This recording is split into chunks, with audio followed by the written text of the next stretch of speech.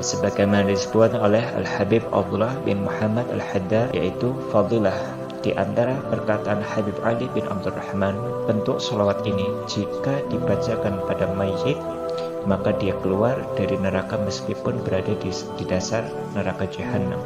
Allahumma sholli wa sallim wa barik wa karim ala sayyidina Muhammadin al-kamilin.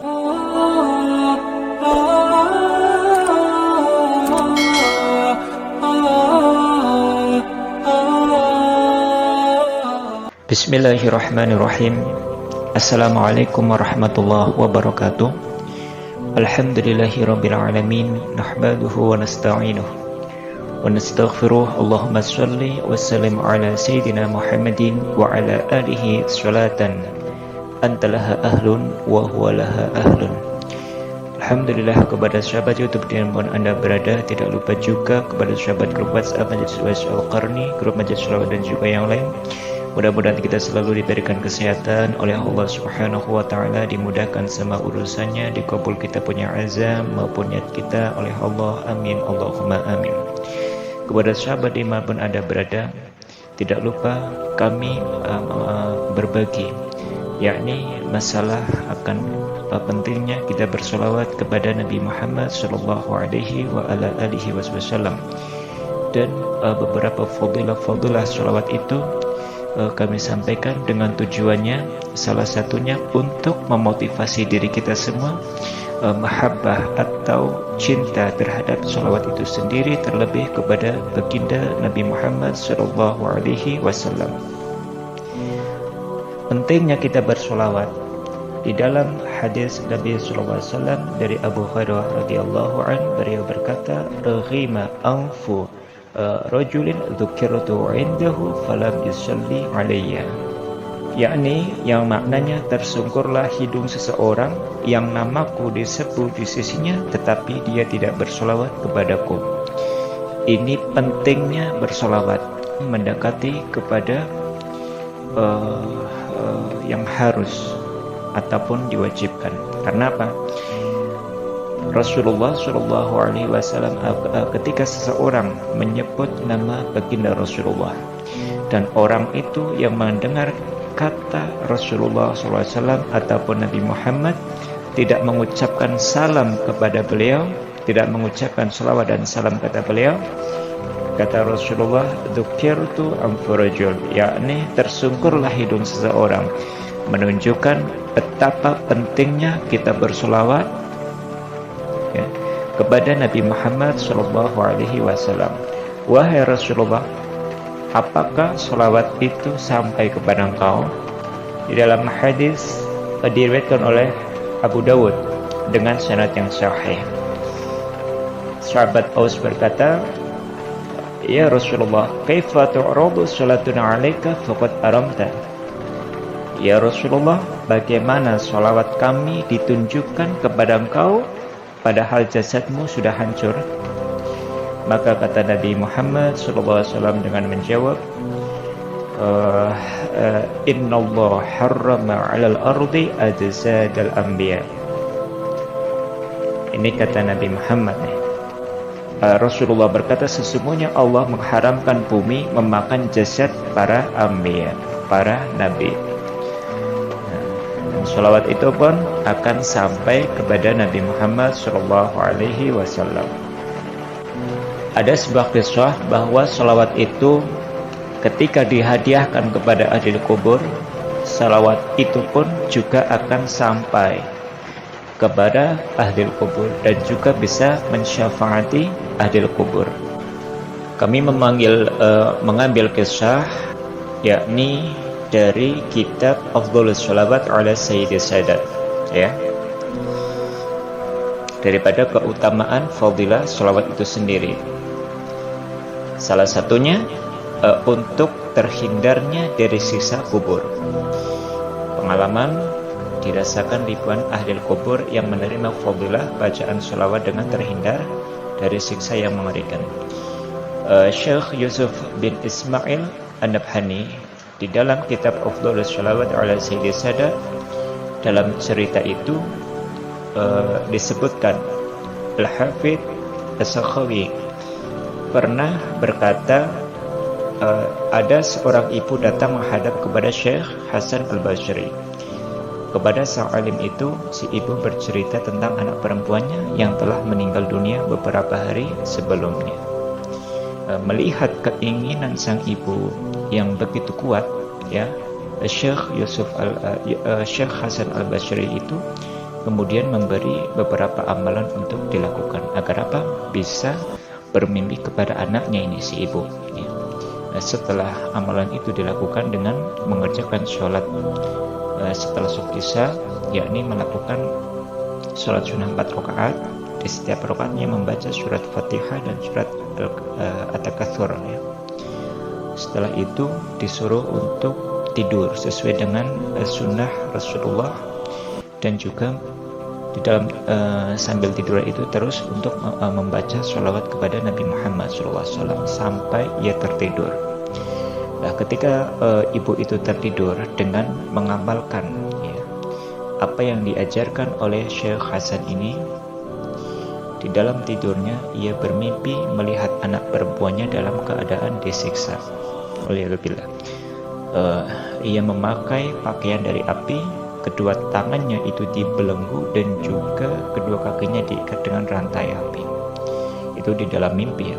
Ketika terbangun dari tidurnya, sang ibu segera menemui Syekh Hasan dan menceritakan apa yang dilihatnya di dalam mimpi.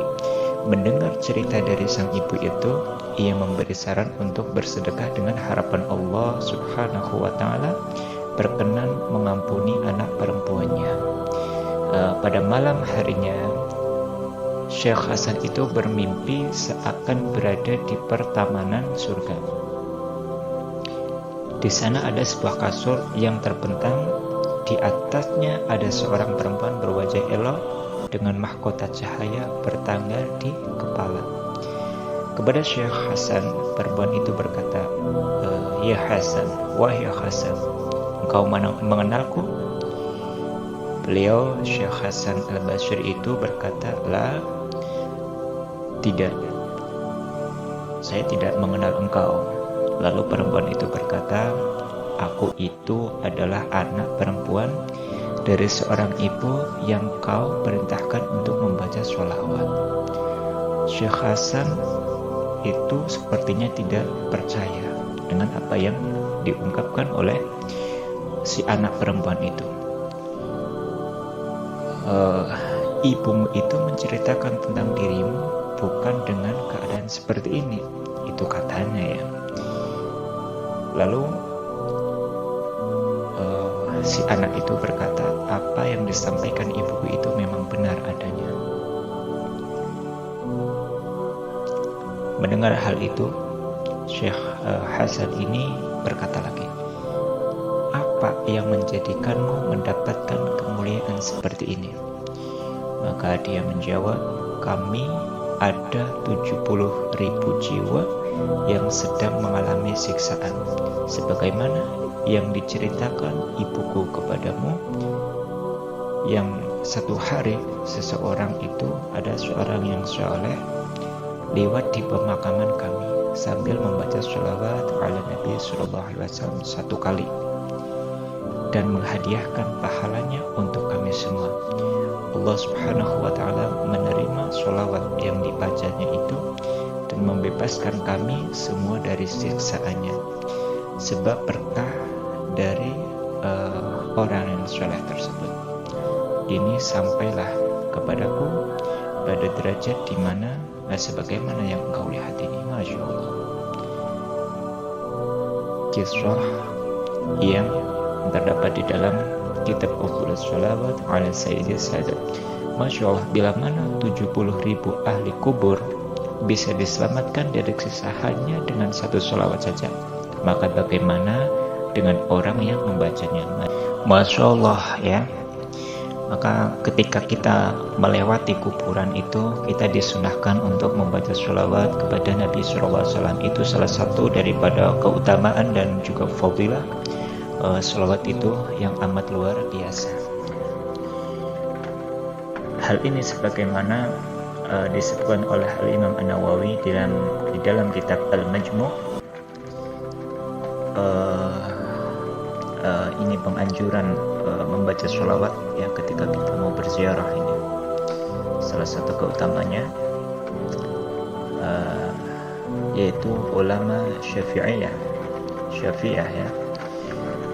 Ulama kita berkata disunahkan bagi peziarah untuk mengucapkan salam pada ahli kubur, mendoakan mayit yang hendak diziarahi dan juga semua ahli kubur. Yang paling utama adalah salam dan juga doa yang sudah ada di dalam hadis Nabi SAW, dan disunahkan membaca Al-Quran dan setelah itu berdoa.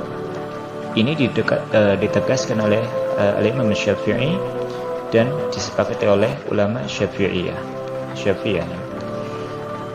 Menurut sebagian ulama, di antara amalan yang bisa menyelamatkan ahli kubur dari siksa kubur dan juga neraka adalah membaca sholawat ke atas Nabi Sallallahu Alaihi Wasallam. Apa yang dimaksud sholawat tersebut? Banyak di antara fadilah sholawat ya, yang bermacam-macam. Ini mungkin juga pernah disampaikan oleh guru mulia Al-Habib Quraish Baharuni dan juga ulama-ulama yang lain. Yang dimaksud itu adalah sholawatnya Bismillahirrahmanirrahim, Allahumma sholli wa sallim wa barik wa karim ala Sayyidina Muhammadin al-kamili wa ala alihi sholatan la nihayata laha kama la nihayata li kamalika wa adada kamalih. Kita ulang lagi, Allahumma sholli wa sallim wa barik wa karim ala Sayyidina Muhammadinil kamili wa ala alihi sholatan la nihayata laha kama la nihayata li kamalika wa adada kamalih. Satu kali lagi, Allahumma sholli wa sallim wa barik wa karim wa ala alihi wa ala Sayyidina Muhammadinil kamili wa ala alihi sholatan la nihayata laha kama la nihayata li kamalika wa adada kamalih. Yang maknanya itu adalah, ya Allah, limpahkanlah rahmat, keselamatan dan juga keberkahan dan kemuliaan atas junjungan kami Nabi Muhammad SAW yang sempurna, juga atas keluarganya dengan rahmat yang tiada batas akhirnya, sebagaimana tiada batas akhir bagi kesempurnaanmu sebagai hitungan kesempurnaannya. Sebagaimana disebut oleh Al-Habib Abdullah bin Muhammad Al-Haddar dalam kitab Masyrab Asy-Syafi Al-Hadi,